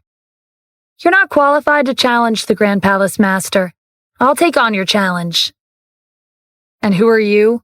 I don't fight nameless people. Before Noor could respond, Stephen interjected. He's not a nameless person. He's the Northern Guardian of Hellcrown Palace. He's responsible for training the martial artists in our organization. Kylan couldn't see his face beneath the veil, but his voice sounded familiar. He couldn't put his finger on it, though. The room was spacious, so the echo had distorted his voice. But that wasn't important right now. His words had caught his attention. Kylan's eyes widened as he stared at the man who had come forward. So, you're the famous Northern Guardian. I heard your cultivation has reached the pinnacle of perfection. Aside from the Grand Palace Master, there's no one who's on your level. I agree with you accepting the challenge on behalf of the Palace Master. Kylan didn't wait for Noor to answer. He leaped 15 feet into the air and landed in the ring. Then he held out his hand in an inviting gesture. Northern Guardian, please come up. The audience cheered louder for Kylan at his flashy entrance. On the other hand, Noor didn't demonstrate any gravity-defying skills. Instead, he calmly walked up the stairs and entered the arena. The audience jeered at his boring entrance. Kylan had a different perspective. The Northern Guardian was choosing not to show his true strength before the match. He couldn't let his guard down. The Northern Guardian was rumored to possess cultivation on the martial path beyond his imagination. He was capable of taking down hundreds of thousands of martial artists in the island state, with only the Grand Palace Master's assistance. Kylan made the first move. He didn't hold back. He had every intention of winning the match in one strike. Even if he couldn't kill the Northern Guardian, he would still sustain a serious injury. Noor didn't stand around. He faced Kylan's attack head-on. When they exchanged the first blow, a shockwave of energy swept over the ring. The spectators sitting close to the arena retreated to avoid getting caught in the crossfire. The ring couldn't withstand the collision of their two attacks. It collapsed with a loud bang. The audience was glued to the arena. This was a battle between two of the strongest martial artists in the world. The match had only just begun, but the first move had already triggered such destruction. A normal person would have lost against either one of them right after the match began. Kylan hadn't been able to win in one strike, but he was confident that he could win in less than 100 moves. He'd perfected the technique from Jameson. The audience was awestruck as the match continued. Kylan and the Northern Guardian were fast and powerful. Commander Gale is so strong. It won't be long until he defeats the Northern Guardian. We'll have nothing to worry about with Commander Gale protecting the country. However, Kylan, who was in the midst of the match, noticed that something wasn't right. A few hundred rounds had passed. Even a martial arts maniac like himself was beginning to feel a little tired. But the Northern Guardian wasn't showing any signs of fatigue. His agile movements and calm demeanor made Kylan feel somewhat uneasy. In a battle between evenly matched opponents, the outcome was usually decided in an instant. The victor and loser depended on who revealed an opening first. But the Northern Guardian hadn't revealed any openings. Kylan was beginning to question whether he had what it took to win. Noor was even more dejected than Kylan. Winning this match was a piece of cake. The only problem was, before the match began, Stephen had told him to lose on purpose and let Kylan win. And so, Noor had been putting on an act. He pretended to be on par with Kylan. If he lost too easily, the audience would be able to tell. Exchange a few hundred blows with Kylan before losing. Noor sighed inwardly as he recalled Stephen's instructions. It would be easy for him to win, but pretending to be evenly matched was much harder. He was worried that if he wasn't careful, he would use too much strength and knock Kylan out by accident. Stephen was satisfied with the stalemate in the arena. When he first received news of Kylan's challenge, the outcome had already been decided. The palace had to lose because the reputation of the United States depended on this match. Kylan had challenged the palace with his name and not his title, but that didn't change his identity. He was the commander-in-chief, and his every move was being monitored. Even personal battles could get blown out of proportion and be used against the country. Stephen had a good understanding of the underhanded tactics of the countries overseas. If Kylan lost, they would seize the opportunity and turn it into a big deal. They would do everything in their power to tarnish the United States' reputation. That would be a less than ideal situation. The United States had been known as one of the strongest countries in the world. Kylan's defeat would raise questions, and their progress would be set back. The U.S. would once again become a target at the hands of the hostile forces overseas. "Is this worth it?" Aston asked. Stephen hadn't told him the reason why Kylan had to win, but he could guess. "The U.S. isn't just one person. Our citizens are what maintain our country's existence. Sacrificing our reputation for the sake of the country is worth it. Besides, the palace has half of the world's wealth and influence. Does reputation really mean anything to us?" "That's true," Aston agreed. "Think about it like this," Stephen continued. "The victory will go to Kylan, but the true victory will belong to the United States." In the arena, Kylan had been trying to get his attacks to land. He was using the technique Jameson had left him, but no matter how strong it was as good as useless if he didn't reach his opponent. Noor pretended to block with all his strength. He hadn't been counting, but enough time had passed for over 1,000 moves to have been exchanged. It should be time to reveal an opening. With this thought, Noor intentionally left an opening in his movements. Kylan picked up on it. He used his special skills and charged at Noor. For the first time since the match began, his attack landed. In reality, Noor barely felt Kylan's ultimate technique. It was like a feather brushing against his skin. Noor put on a big show of someone on the receiving end of a fatal blow. He let Kylan send him flying across the arena. He crashed against the edge of the ring and fell to his knees. As he was pretending to be struggling to get back up, he made a subtle okay gesture to Stephen. Stephen held in the urge to laugh. Noor was carefree and hot-tempered. He did whatever he wanted, and he wasn't one to listen to unreasonable orders. But here he was, getting in character and doing his best to act the part. And who would have thought? Noor had a talent for acting. If he wanted to enter the entertainment industry and act in a movie, he would probably become an A-list celebrity. His acting skills were so good that he fooled Kylan and even the audience. Everyone thought that Kylan won, including his students. They rushed over to him in excitement and congratulated him. "Commander Gale, you're undefeated and invincible." Their words struck a chord with the audience. They shouted the same praise and cheered for Kylan. Recently, The palace had swept through the world overseas with a thunderous momentum. They incited panic with their name alone. No faction was brave enough to provoke the palace because they had no way of taking them down. But Kylan had done it. Whether it was his own reputation or the United States, both were in the spotlight. Kylan reveled in the glory and attention, the cheers of the audience and the reality of his victory. He stood at the center of it all. After his duel with Stephen, he'd been questioned one too many times. Even though he'd taken over the position of commander-in-chief, he hadn't been able to win the public's support and acknowledgement as a whole. Some of them claimed the only reason he won was to take advantage of Stephen's condition after he spent half of his energy on Johann and the Grand Masters of the Addams family. The public believed in Stephen, not him. Stephen was the one who defeated the Alliance 6 years ago and won the hearts of the people. Their faith in him would never be shaken. At that time, Kylan's achievements hadn't been able to match up to Stephen's, and since then, his goal had been the position of the commander.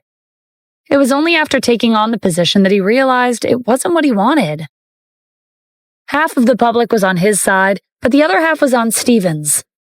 The only thing he could hear was the criticisms of those who supported Stephen. They were loud, much louder than the praises for him. Their voices echoed in his head, igniting his self-doubt. Jameson had taught him that strength gave him a reason for existence. The strong were forever, while the weak were forgotten. If he lived in the shadow of the deceased former commander, how was that any different from being weak? He might as well be dead. His thoughts spiraled for days on end. He needed a way out of the cacophony that deafened his mind. If Stephen were alive, he could have another duel with him. He could prove that he deserved the position. But Stephen was dead. He had to find another solution. At that very moment, Hellcrown Palace made its appearance and took the world by storm. To Kylan, they were like a light at the end of the tunnel. God was on his side. The stronger the palace became, the more impactful his victories would be. Questions were raised when Kylan won the duel against Stephen, but there was no question about it now. Stephen's last achievement before he died was the battle against Devil Hall. But the palace was on a completely different level from Devil Hall, and Kylan had single-handedly taken down their famed Northern Guardian. His victory had been witnessed by tens of thousands of spectators. The spotlight was on him. It was his and his alone. This was what he wanted, what he desperately needed. After the war, Kylan had been forced to rein in his temper and maintain a modest image, but his elation got the better of him. His striking gaze swept over the audience, and his voice echoed across the arena. "Anyone who doesn't agree with my position, step forward." The crowd fell silent. "I know many of you were against me becoming the commander, but the outcome of today's match should be very clear. Those who said I don't deserve the position, come down here and say it to my face." As Kylan had said, there were many spectators who doubted his capabilities and thought he was inferior to the former commander. But after witnessing his victory with their own eyes, none of them dared to refute it. The Northern Guardian had wiped out the island state's officials with the Grand Palace Master. He had to be at least on par with the former commander. The fact that Kylan defeated him proved that he was stronger than the former commander. One spectator raised his hand and shouted, "What else is there to say? The truth is right in front of us. Commander Gale is worthy of his position. I was against him in the past, but now I'm willing to follow him. Commander Gale is undefeated and invincible." The audience followed his lead and began to cheer. While Hellcrown Palace was wreaking havoc on the world, only the United States was capable of taking them down. What could be more exciting than this? Of course, the palace's defeat was within Stephen's calculations. As a citizen of the United States, he couldn't let the country's reputation be tarnished, even if he had to bear the bitter consequences of failure. He was no longer the commander, but he'd never forgotten his responsibility to protect his people. While Kylan took the stage, Nor left the broken ring and returned to the palace's side. He clenched his fist so tight that his knuckles turned white. As one of the 5 guardians, he'd never been this humiliated in his entire life. The pride and triumph in Kylan's expression made him want to rush back into the ring and wipe that smug look off his face. Aston held Nor back before he could impulsively ruin Stephen's plans. "This is so frustrating," Nor gritted out. "Stop complaining," Aston chided. "You win some, you lose some. If you're this frustrated, imagine how frustrated Mr. Adams is. He could have taken the stage and defeated Kylan himself to restore his reputation, but he chose to sacrifice himself for the sake of the country. Your humiliation is nothing compared to what he had to give up." Nor didn't say anything after that. It left a bad taste in his mouth, but what could he say? Aston was right. Stephen had so much more to lose than him. Nor wasn't happy with the outcome of his match with Kylan, but the forces overseas were even more frustrated. The reporters of a famous international newspaper agency in Warhawk had stayed up all night to work overtime. The chief editor had to remind his employees every once in a while to keep an eye on the news. They couldn't wait to see the United States make a fool of themselves.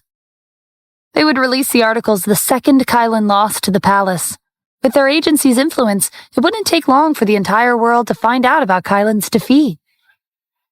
The United States was famous for being forbidden territory for foreign mercenaries and assassins. If the palace took Kylan down, they would be free to run rampant on their land. That was how the agency planned to spin the tale. They would discredit the U.S. and drive their reputation to the ground. After years of experience, that was what they were really good at. The phone on the chief editor's desk rang. This was the news he'd been waiting for. "Hello? Are you calling to tell me that the palace was defeated?" He trailed off, and his expression changed. Kylan hadn't been defeated. On the contrary, he won against the palace's northern guardian. The unbelievable news meant that all their overtime was in vain. The same scene was taking place in various media agencies overseas. At the largest casino in Warhawk, the gamblers were dumbfounded by the news. Many of them hadn't expected Kylan to win. They hadn't hesitated to bet their entire fortune, hoping to use this opportunity to realize their dream of becoming rich overnight. But their dream had been shattered. No one believed Kylan's victory was real. According to the top organization's evaluation of Kylan, Hellcrown Palace was far superior. They predicted that the Northern Guardian would wipe the floor with him. The hostile forces overseas thought that the United States' claims that they were forbidden territory for foreign mercenaries and assassins would no longer stand after the match, but the opposite happened. This statement had been reinforced by Kylan's victory. Those who planned to scheme and plot against the U.S. had to take a step back and put their plans on hold. The forces overseas decided to hold an emergency roundtable meeting. "Is the United States really that invincible?" one of the leaders asked solemnly. "Even the palace is no match for them." No one had an answer. As for Kylan himself, he wasn't aware of the uproar consuming the world across the ocean. He treated his match with the Northern Guardian as every other battle he'd had. He was the victor, and the palace was the loser. That's all there was to it. It was a shame that his teacher, Jameson, and his fellow students weren't here to witness the match, but that wasn't important right now. The palace was trespassing on the United States' territory. He'd won the match, so he had the qualifications to kick them out. "After what you did overseas, Hellcrown Palace is not welcome in our country. On the account that you haven't committed any crimes on our land, I'll be lenient and let you go. Leave the country immediately. Of course, if you want to develop your organization here, then make it clear whether you're a friend or foe and apply for a visa from the officials. If you insist on staying without permission, then I'll have to take matters into my own hands." Kylan's words were a blatant threat to Hellcrown Palace. That got Nor riled up even more. He was already fuming after letting him win. His threat was crossing the line. "Kylan, watch what you say. You're not as impressive as you think you are. If you're not convinced, then let's have another match." "You only won because I held back. I could have taken you down in a few minutes at my full strength." "All right, if you can't accept this outcome, let's go for another round. But you should think it over before you accept. If you lose twice in a row, what will happen to the palace's reputation?" Stephen interrupted before the conflict could escalate. "Nor, stop. Let him be. We may have lost, but there's nothing our palace can't afford to lose." Nor stepped back, resisting the urge to run over and pummel Kylan to the ground. Kylan smirked triumphantly. I'll give you a week to wrap up your business. Don't do anything out of line or you'll have to deal with the consequences. With that, he turned around and headed to the exit. His students and his new fans followed him out. His departure was as high profile as his arrival. Noor glared at Kylan's back as he left. This was the most humiliating day of his life. That was a battle he could have won in a few minutes, but he dragged it out until over 1,000 moves had been exchanged, and he'd even had to pretend like a featherlight punch had done a serious number on him. The last straw was when Kylan openly threatened the palace. Mr. Adams, are you sure about this? He's too full of himself. Stephen knew what Noor was thinking. Don't worry, you'll have another chance to fight him. As things stand, we can't expose ourselves to the public. Let it go for now and wait for the right time. Understood, Mr. Adams, Noor said reluctantly. At that moment, Aston received an unexpected message. He held out his phone to Stephen. The sender claims to be Eventide's family. They heard that he was laid to rest in the U.S., and their family hopes that his ashes can be brought back to his homeland. I didn't know he had a family. Investigate them. If they're related to Eventide, we'll respect their wishes. I'm on it. In less than a minute, Aston's investigation was complete. The sender was telling the truth. He was Eventide's family. They were from the country of Tayal. 6 years ago, when Tayal participated in the attack against the U.S., Eventide had sent his family away to keep them safe. Okay, I'll bring his ashes back personally. This was the only thing Stephen could do for Eventide. If it weren't for him, he probably wouldn't be here right now. Moreover, after the war, Tayal learned from their mistakes and opted to not join the new alliance led by Silas. They were on good terms with the U.S., so his trip to Tayal should be smooth. But you came to Washington, D.C. to visit your family, Aston said. Stephen's daughter, Valeria, was exceptionally intelligent for her young age. When Stephen was in the desert, he received a call from someone unexpected. It turned out to be Valeria. She'd remembered the numbers that Kim had dialed when she called Stephen and copied her. Ever since then, he would receive a call from Valeria every few days and listen to the few words she could say. With Hellcrown Palace's technology, their conversation was kept secret. But Stephen thought about his adorable daughter waiting for him at home. He couldn't wait to go back. But he still had unfinished business. I know, but Eventide died for me. I shouldn't keep his family waiting. Noor and I will head to Tayal. Protect my family in secret while I'm gone, Aston. I understand, Mr. Adams. When Kylan left the underground fighting arena, he received all kinds of invitations from famous figures in the neighboring cities, including the upper-class families of New York City. They didn't hesitate to rush over. They wanted to invite Kylan for a celebration after his victory against the palace. Kylan's popularity had soared after one match, but he wasn't used to attending social gatherings, so he told his students to reject their invitations and send them away. When it was over and dealt with, Kylan heaved a long sigh of relief. He'd accomplished what he came here to do, so it was time to return to Annapolis. Kim, have you heard? Victoria asked at the dining table. When I went out to buy groceries, everyone on the street was talking about how Kylan defeated the palace in the district. I've heard. I knew he was strong, but not that strong. Hellcrown Palace was famous. Even if Kim didn't actively keep up to date with the news, she would have found out eventually. To be honest, I think that Stephen could have won the duel. He was injured, and Kylan probably took advantage of that. Fate works in mysterious ways. If it weren't for that duel, Stephen would have been the one in the arena fighting against the palace. Didn't he call and tell you he'd be coming back to the district soon? Any news from him? Victoria asked. No, he hasn't called me since then, Kim said. After their last call, Stephen hadn't called or sent any more messages. With how things were in the country, it might be better if he didn't come back for the time being. He was safe out there. He could use this time and recuperate in peace. Kylan had cleared Stephen's name, but most of the country still thought that the former commander was a traitor. The 4 great generals had held a grand funeral for him, and the publicity had been limited. It was mostly the high-ranking officials and upper-class families who had access to the information. Following Kylan's victory against the palace, his name was spread far and wide. He'd even amassed quite a number of hardcore fans. They called him the savior of the United States. It was a slip of the tongue, but the title stuck. Ordinary citizens started calling him by the same title. As for the former commander, no one cared about him. No one mentioned his previous achievements or anything about how he'd saved the country. When he came up in the conversation, the word traitor was the first thought that crossed people's minds. The next day after the match, Kim received a call from Jasmine. During Stephen's absence, the Wyvern Group and Tanith Corporation had become much more influential under Kim's management. Both of them had become one of the top companies in the region. Despite the chaotic change in hierarchy, Jasmine remained loyal. She contributed to a lot of the company's success. Kim, you've heard about it, right? Kylan won against Hellcrown Palace. He's established his position in the U.S. No one's talking about Stephen anymore. I know.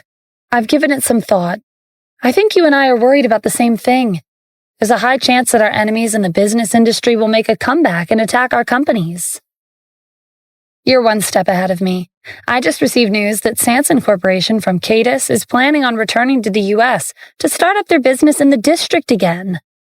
If you ask me, it's just an excuse. Stephen chased them out. Now that he's not around, they're taking this opportunity to get back at us. Jasmine told Kim everything she knew. After Stephen chased out the person in charge of Sanson Corporation, he returned to Cadis.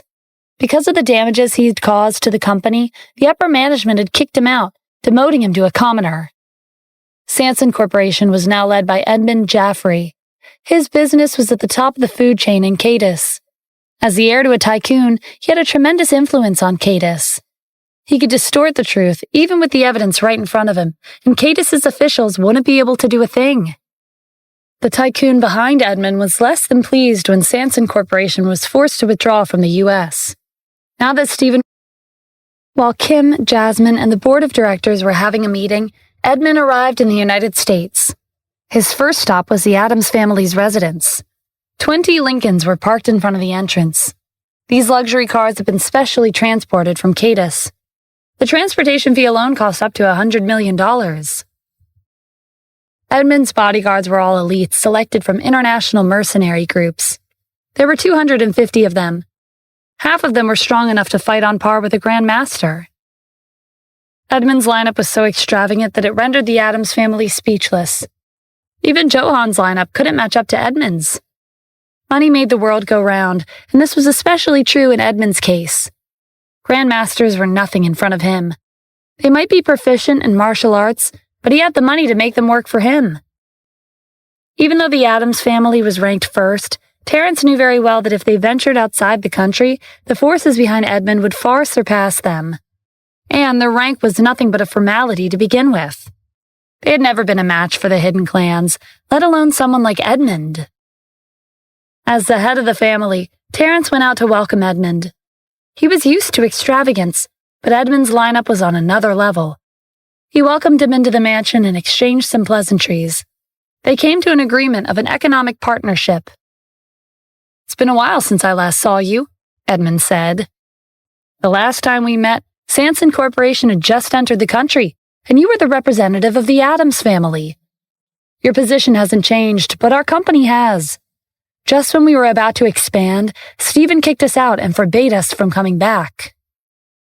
That was then. This is now. Stephen's not around anymore. Your company can return to the U.S. It's a pity that he's dead. He deserved it, but we weren't able to make him pay before he met his end. Well, it's not a big deal. He's dead, but his wife and daughter are still alive. Dealing with his family is much more satisfying." Stephen hadn't chased Edmund out of the country, but he was a member of the Sanson Corporation. He would settle their grudge on behalf of the company. "I'm here for 2 reasons. First, to make money in the U.S. The market is lucrative. It's equivalent to a money printing machine. Why should we be left out?" Many business owners from Cadis had the same mindset, but it was disrespectful for Edmund to say it to Terrence's face. But he couldn't refute it. He needed Edmund's help. Second, I'll be getting back at Stephen's family for what he did to my company. I heard he's your illegitimate son. Are you going to stop me? Mr. Edmund, you're worrying too much. It's true that Stephen is my illegitimate son, but I've never thought of him as family. He has nothing to do with me or the Addams family. Stephen's confrontation with the Addams family negatively affected their reputation. He'd even injured the pillar of their family, Castile. They'd never suffered so much humiliation in the past 1,000 years. You and I are on the same side, Terence continued. I've also been thinking about dealing with Stephen's family, but we're all citizens of the same country. I can't do anything to them. Edmund shook his head in disapproval. Your culture values formalities too much. But from what you're saying, I'm assuming I'm the loophole you need. Terence smiled. It's good that you understand. Okay, then it's settled. Just sit back and watch the show. The door to the conference room burst open, and Laurel barged in, hair disheveled and clothes mismatched. She pounced on Terence like a madwoman, gesturing wildly. You can't! Terence looked at her. A terrified expression was on her face. Ever since she went crazy, she'd been repeating the same sentence about a ghost over and over. Today was the first time she'd said something different. Did she experience a similar kind of shock that caused her condition? If it was any other time, Terence might have given it some deeper thought. But a distinguished guest was sitting in front of him. Laurel's crazy appearance would surely disgust him. Sure enough, Edmund frowned in distaste. Mr. Terence, where did this crazy woman come from? Do you really think this is befitting of the #1 family in the country? Terence smiled apologetically.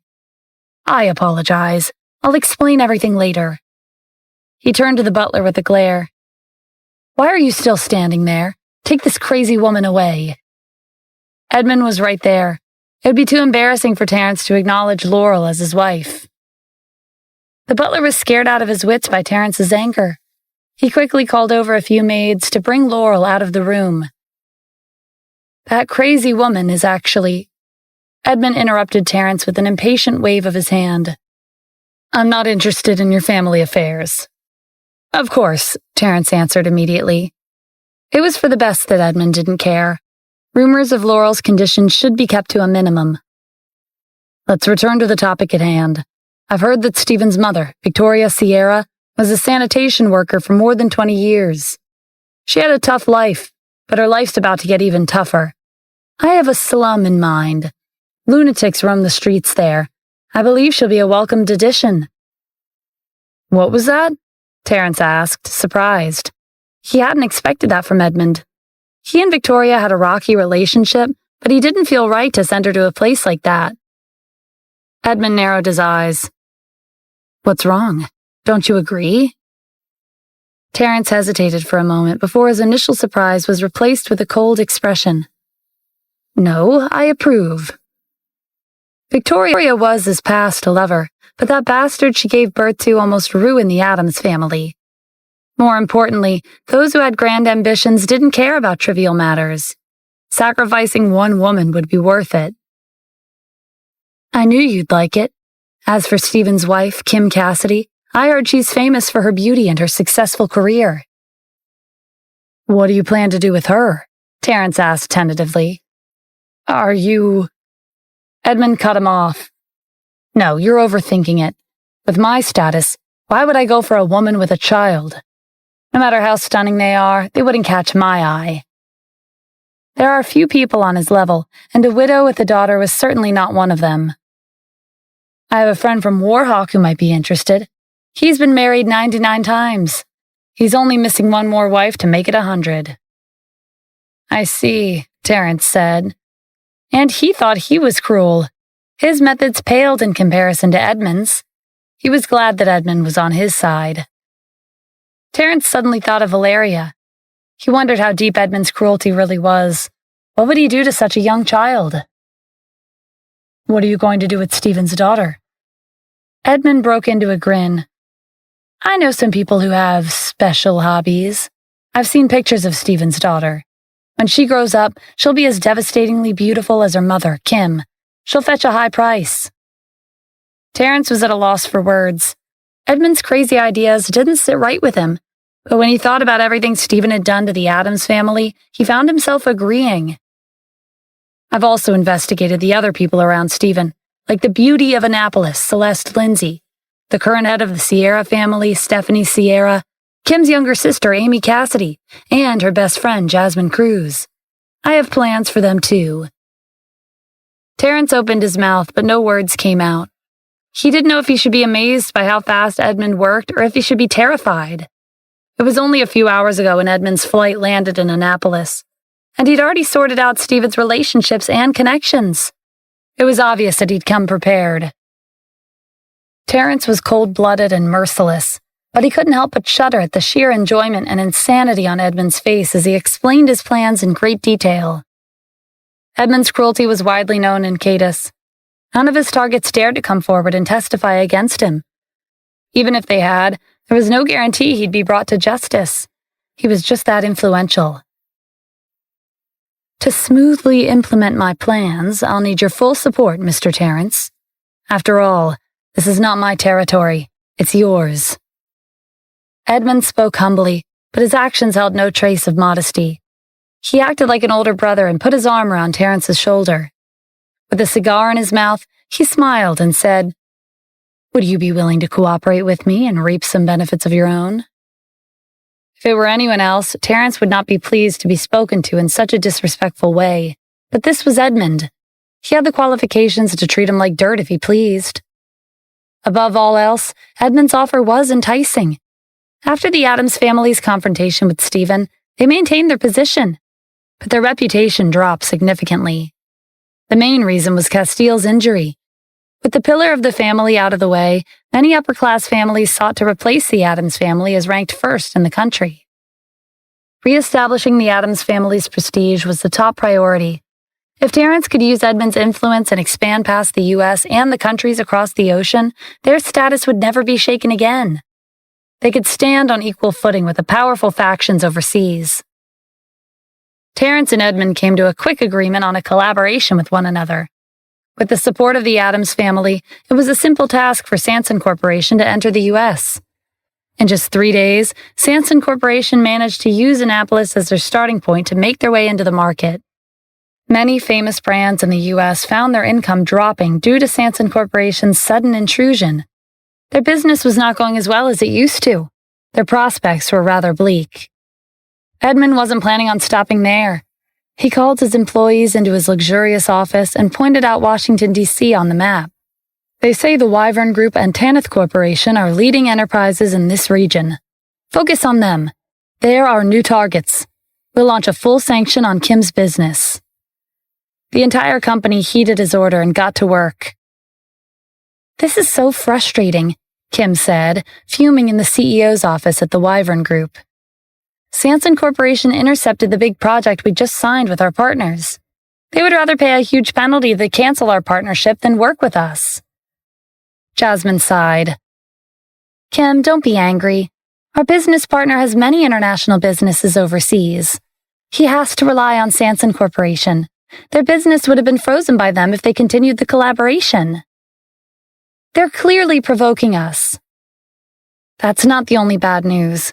A few more business partners want to withdraw and terminate our collaboration. To be honest, Sanson Corporation is too influential. If we hadn't developed our companies to this stage, we would have lost the fight a long time ago." At the Addams family's conference room, Terrence was monitoring Sanson Corporation. He was impressed to find that they'd already sanctioned the Wyvern Group and Tanith Corporation. As expected of the head of an international conglomerate in Cadiz, Edmund was swift and decisive. He was exactly the kind of person Terrence was looking for. Sanson Corporation had paved the way, so the Addams family couldn't just sit back and watch the show. Terrence decided to add insult to injury. The results were immediate. The Addams family had the influence to cut off resources and business of any organization. Before the initial wave of trouble from Sanson Corporation was dealt with, another wave of issues arose. Jasmine felt a headache coming on. "Kim, we're isolated. The Addams family is working together with Sanson Corporation to take us down. Our company's shares were on the rise, but after the Addams family stepped in, they fell drastically. Our market value dropped by hundreds of billions. This is a fatal blow to any listed company. If we can't find a way to deal with their joint sanctions, things will only get worse. I heard that some of the shareholders who bought our company's shares died mysteriously yesterday. Jasmine didn't continue, but Kim knew what she was thinking. They could be next. But she was in charge of 2 leading enterprises. This wasn't the time to lose composure. Jasmine, notify the upper management. I'll be holding an emergency meeting. 5 minutes later, Kim appeared in the conference room. Instead of coming in, the higher-ups waited outside. What's going on? Well, Jasmine didn't know how to explain. Miss Kim, don't make things difficult for Miss Jasmine. The leading senior executive standing outside the door walked in. I'm here to resign. This is my resignation letter. He held out the letter to her. Kim looked past him at the other higher-ups. Are you all here to resign? Yes, they replied. Under Stephen's management, the benefits for the Wyvern Group's and Tanith Corporation's employees were considerably higher than other companies. The salaries for the higher-ups were especially enviable. Many job seekers who were interested in the business industry racked their brains, trying to figure out how to secure a position at their company. Under normal circumstances, there was no reason for them to resign. Did Sanson Corporation and the Addams family sanction our employees too? Kim asked. Jasmine nodded. They have no concept of ethics whatsoever. We didn't have a choice, the leading executive said. I received an anonymous letter yesterday. It was a picture of my wife and kid. Nothing was written, but it's clear that it was a threat. The ordinary employees joined the executives at the door and chimed in. The same thing happened to me. When I got off work yesterday and went home, my door was spray painted. That's never happened before. On my way to work, I ran into 2 thugs. They said that they specialize in beating up the employees working for you, Miss Kim. If we don't resign, our lives and families will be in danger. As Kim's emergency meeting concluded, the mountain of resignation letters piled up on her desk. Many of her employees had resigned, and there were still some who remained, like the senior executives and staff who'd witnessed the development of the Wyvern Group and Tanith Corporation. They were being harassed, but they were determined to stay. They adamantly declared that they would stay by her side. Kim was grateful for them. At the Addams family's residence, the butler hurried to find Terrence to give him an update. With the joint sanctions in place, thousands of Kim's employees resigned within a day. It's comparable to a large-scale strike. As they were leaving, Sanson Corporation's people blocked them at the gates and offered them a job at their company with higher benefits. Most of them, if not all, will be transferred to Sanson Corporation. Terrence didn't know if he should be shocked or impressed by Edmund's shameless behavior. This is Edmund's way of stalling for time. I don't believe he'll give Kim's employees a higher salary. When the Wyvern Group and Tanith Corporation are ruined, he'll fire her employees. They won't have a good ending. Meanwhile, Edmund had arrived in Washington, D.C. and was listening to a report from the higher-ups of Sanson Corporation. Not everyone left? There are still people stubbornly defending the Wyvern Group and Tanith Corporation? Yes, some of them are loyal to Stephen, while others are loyal to Kim. In that case, let's step in. We'll start with the vice president, Jasmine. The higher-ups in charge couldn't contain his curiosity. Mr. Edmund, with your influence, you could have easily crushed the 2 companies. Why didn't... He trailed off when Edmund glared at him. Are you questioning my methods? No, of course not. That's not what I meant. I just think giving them so much attention is a waste of time. I wouldn't expect you to understand. Let me explain it to you. I want Kim to come to me and ask for assistance. Where's the fun in taking them down directly? I understand. I'll take care of it right away. After a long day at work and still short of viable solutions, Jasmine decided to go home and come back tomorrow for another day of brainstorming. On her way home, several cars followed her from behind. When she slowed down at a red light, they flanked her left and right. They continued to follow her in close proximity when the light turned green. Much to Jasmine's relief, they left on their own when she reached her house. Unfortunately, her relief turned to shock when she walked inside. Her clean and tidy house had been ransacked. It was a complete mess. Jasmine gave Kim a call, asking where she was. Kim was still at work, so she drove back to the company. A few senior executives who were left were crowding inside Kim's office. From their expressions, Jasmine could tell that they'd had a similar experience. It was glaringly obvious that Sanson Corporation was behind it.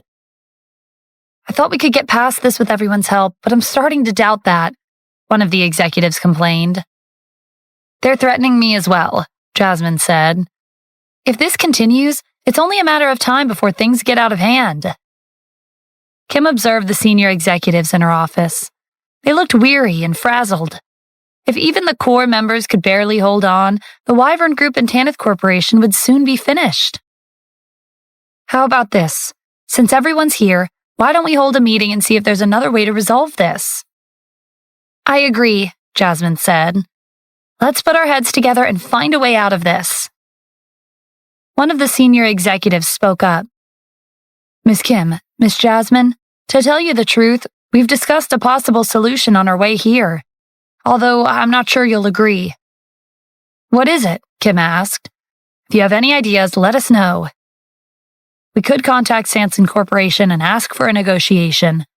I know, this is disadvantageous for us. They might take the chance and ask for an exorbitant price or an unreasonable demand. But hearing them out, even if they make excessive demands, is better than being threatened for no clear reason." The other executives nodded in agreement. "It's worth a try," Jasmine said. "They're resorting to threats because they want something from us."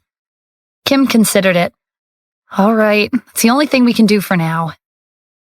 At Sanson Corporation's headquarters in Washington, D.C., the higher-ups in charge asked Edmund for instructions when he received a call from Kim. "Kim's secretary is calling. She wants to negotiate with you." Edmund took a drag of his cigar, exhaling a puff of smoke. "She's taking the initiative to contact me. I can't turn her down. Tell her I agree, but the location of the peace talks, it has to be at the Wyvern Group." He relayed the news to Terrence. "Edmund is fast and efficient. When we tried to deal with the Wyvern Group, we didn't get much out of it. But he managed to do what we couldn't in only a few days. He'd even forced the other party to ask for negotiations." "Their efficiency is dependent on their dirty tricks," the butler said. "If the Addams family utilized the same underhanded methods, every one of our endeavors would have been successful. But we have a reputation to maintain. There are lines we can't cross." "No, that's where you're wrong." Edmund's success had deeply affected Terrence. "You know what they say. Once success is achieved, no one will remember or care about the methods." Negotiations between Kim and Edmund were taking place in the next morning. Early the next day, before 8 o'clock, 20 Rolls-Royce Phantoms pulled up to the entrance of the Wyvern Group. There were 10 helicopters hovering in the sky above, blocking out the sun. A large group of bodyguards in sunglasses and suits appeared. They stood in 2 rows at the entrance of the Wyvern Group, emanating an intimidating aura. Many of them were capable of fighting on par with a Grand Master. The door to one of the luxury cars opened. Edmund stepped out with the higher-up in charge of Sanson Corporation. The Wyvern Group's security guards and the reporters of the local news media agencies were taken aback by Edmund's extravagant lineup. Edmund's grand entrance resembled the entourage that the head of state or a country took with them when they came to visit. Kim, Jasmine, and the other executives have been waiting in the conference room since early in the morning. They saw the commotion downstairs through the window. "Isn't that Edmund Joffrey? I've seen him on TV. I didn't expect Sanson Corporation to send him to the U.S. Edmund was famous in Cadis. There was no one among the executives who didn't know who he was. They thought that they'd only be able to see him on TV and in magazines, but it turned out that he was their opponent. Some of them began to regret staying with the company. Their willpower was shaken. Edmund was a hedonist, and even Cadis was afraid of provoking him. Even Jasmine, who had seen and experienced quite a lot overseas, was surprised to see him in person. Edmund's notorious in Cadis, and not for a good reason. It won't be easy to negotiate with him. Have you thought about what to say?" "We don't have any bargaining chips," Kim said. "At this point, I can only hope that everyone can return to a peaceful life. That's enough for me. Are you planning to give up the Wyvern Group and Tanith Corporation? But they're the fruits of your labor and of Stephen's hard work. The door to the conference room swung open. Dozens of bodyguards entered and stood on both sides of the doorway. Edmund walked in and went straight to Kim. Are you Kim Cassidy? Yes. You must be Mr. Edmund, correct? That's right. Edmund's gaze raked over Kim's figure. The rumors were true. You're even more beautiful in person. Mr. Edmund, please show some respect, Jasmine demanded. We invited you here to talk business. Edmund's gaze shifted. Jasmine Cruz, I presume? You're not too bad either. Before she could get angry again, he changed the topic. You're right. We should talk business first and foremost. A bodyguard came forward and pulled a chair out for him. Edmund sat down, leaned back, and crossed his legs. Go ahead, Miss Kim. The executives disdained his disrespectful attitude, but they didn't say anything. Kim ignored his high and mighty mannerisms and got down to business. Mr. Edmund, I believe this is our first meeting. Why are you attacking an inconspicuous small company like ours? Edmund immediately burst into laughter. An inconspicuous small company? The Wyvern Group and Tanith Corporation are leading enterprises. But that's not the main reason why I'm targeting you. I would have targeted you even if your business was a roadside stall. The reason is simple. It's because of your husband, Stephen Adams. What does this have to do with Stephen? More than a year ago, Sanson Corporation was at the peak of its expansion into the U.S., but your husband kicked them out and ruined everything. Sanson Corporation is my business. Do you still think this has nothing to do with him? I'm not here to mince words. Everything that happened to your company and employees lately was my doing. My goal is to get back at Stephen. Edmund's upfront declaration made the atmosphere awkward. Many of the senior executives who were determined to stay behind were rising stars in the industry. They were indebted to Kim, but they didn't know much about Stephen's contributions to the Wyvern Group and Tanith Corporation. They shot Kim a look of complaint when they heard that all of this was because of her husband. He was the reason that thousands of their employees had resigned because of threats. Kim could tell what they were thinking. With only a few words, Edmund had turned them against her. But he wasn't done. Edmund knew that Stephen was dead, but he pretended to be oblivious. By the way, Miss Kim, where is your husband? How can he be absent during an important meeting like this? The higher-up in charge of Sanson Corporation played along. Mr. Edmund, Stephen's not around anymore. He passed away. Edmund put on a stunned expression. He's dead. How did he die? He was tortured to death in the desert by those criminals from the prison of fiends. What a pity. Jasmine glowered at them. Watch it. You're crossing a line. Kim leveled them with a pointed stare. Is this all you're capable of? You two are nothing but a pair of cowards. Handle this. His bodyguard had reached at least the Grand Master realm. They were sure to succeed. At Annapolis University, Amy and Vanessa were working on a project with their classmate when a group of unfamiliar faces walked up to them with a picture in their hands. Are you two Amy and Vanessa?